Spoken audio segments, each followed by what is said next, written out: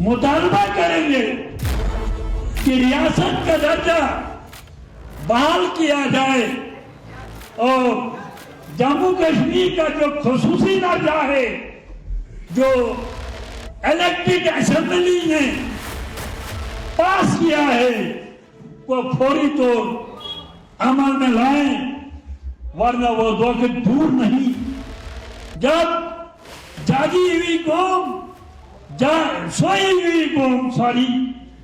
हुई कौम अगर जाग जाए तो रियासत जम्मू कश्मीर एक रियासत नहीं बल्कि एक मुल्क की शक्ल इख्तियार कर सकता है। दिन में सपने देखना इसे ही कहते हैं। जो 370 अब इतिहास है, जो जम्मू कश्मीर भारत का अभिन्न अंग है, हिंदुस्तान का ताज है, उसे हिंदुस्तान की सरजमी से अलग करने का दिवा स्वप्न देखने का दुस्साहस करने वाले इस बुजुर्ग नेता की पूरी कुंडली आपके सामने रखेंगे। लेकिन एक बार फिर आप सुनिए किस तरह इन्होंने जम्मू कश्मीर की सत्ताधारी नेशनल कॉन्फ्रेंस के कोर मकसद को जगजाहिर कर दिया।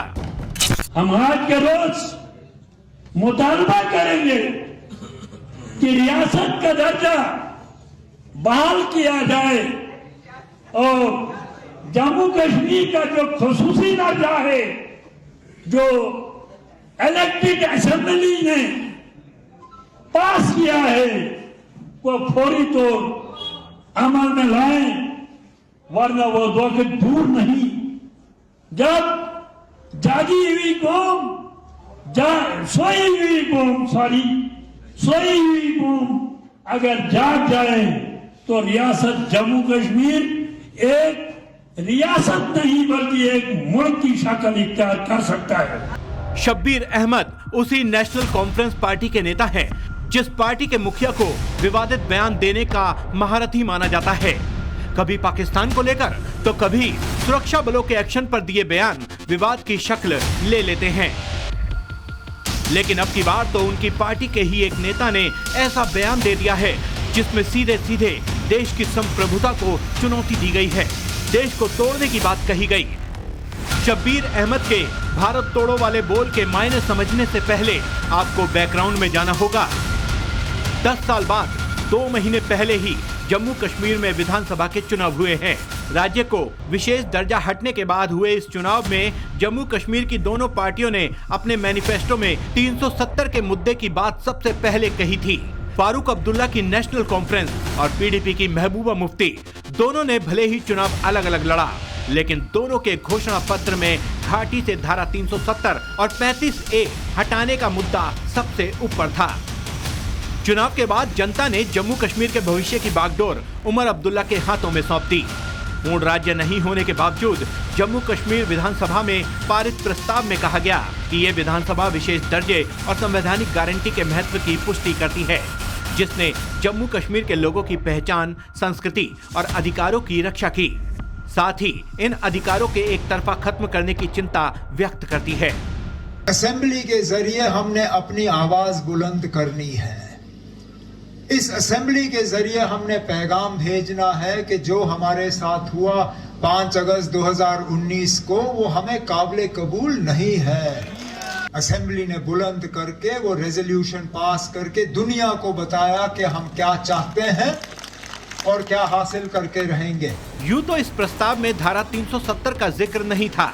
उस पर कांग्रेस की चुप्पी और अब्दुल्ला की मौन सहमति की वजह से ही शब्बीर अहमद सरी के नेताओं के ऐसे सुर सामने आ रहे हैं।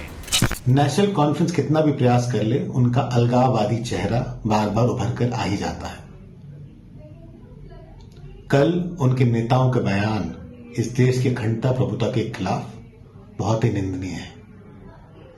उमर अब्दुल्ला को या तो शब्बीर अहमद को नेशनल कॉन्फ्रेंस से बर्खास्त कर देना चाहिए, और अगर वो नहीं करते हैं तो कहीं ना कहीं ये माना जा सकता है कि इसमें उनकी सहमति है, और अगर उनकी सहमति है तो नेशनल कॉन्फ्रेंस सरकार को कोई हक नहीं है जम्मू कश्मीर पे राज करने का।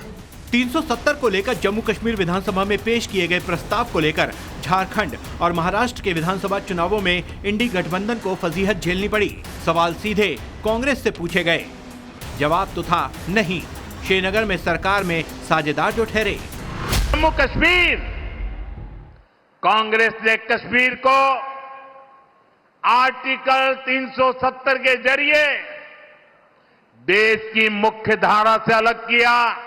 सचेत हो जाइए, जैसे ही कांग्रेस और इंडी गठजोड़ों का जम्मू कश्मीर में सरकार बनाने का मौका मिला, वो फिर से कश्मीर को लेकर साजिशें करने लगे।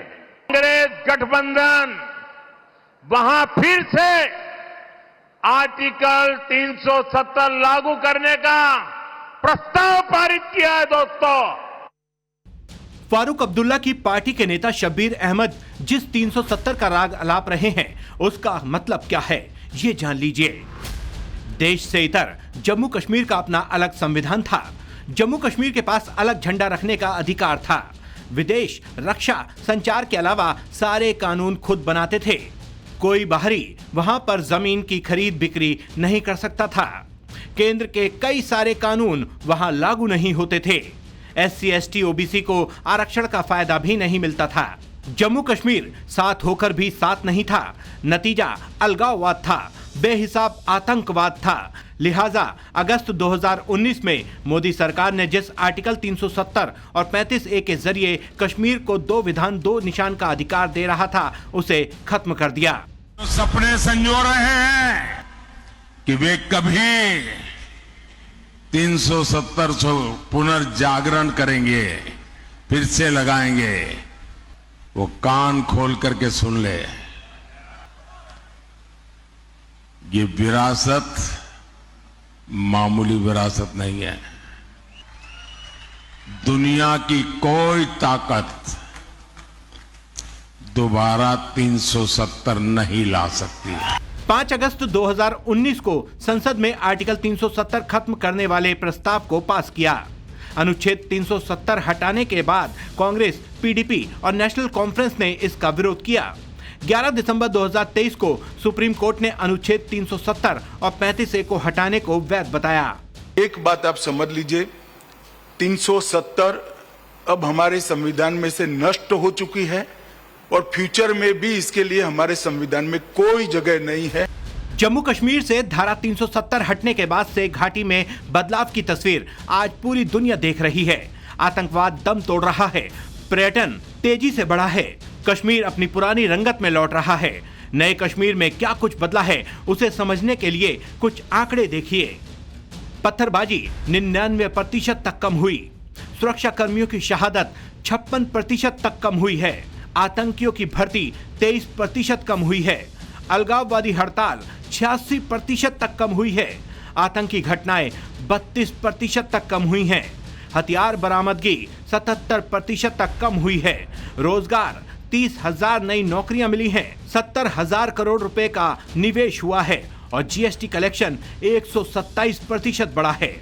जम्मू कश्मीर विधानसभा के अंदर उस प्रस्ताव को देखा होगा जिसमें उन्होंने कहा है कि हम कश्मीर के अंदर धारा 370 को फिर से बहाल करेंगे। यानी आतंकवाद की जड़ जो धारा 370 है, जिसे 5 अगस्त 2019 को प्रधानमंत्री मोदी जी ने हमेशा के लिए समाप्त कर दिया है। कांग्रेस और समाजवादी पार्टी को अपनी स्थिति स्पष्ट करनी चाहिए।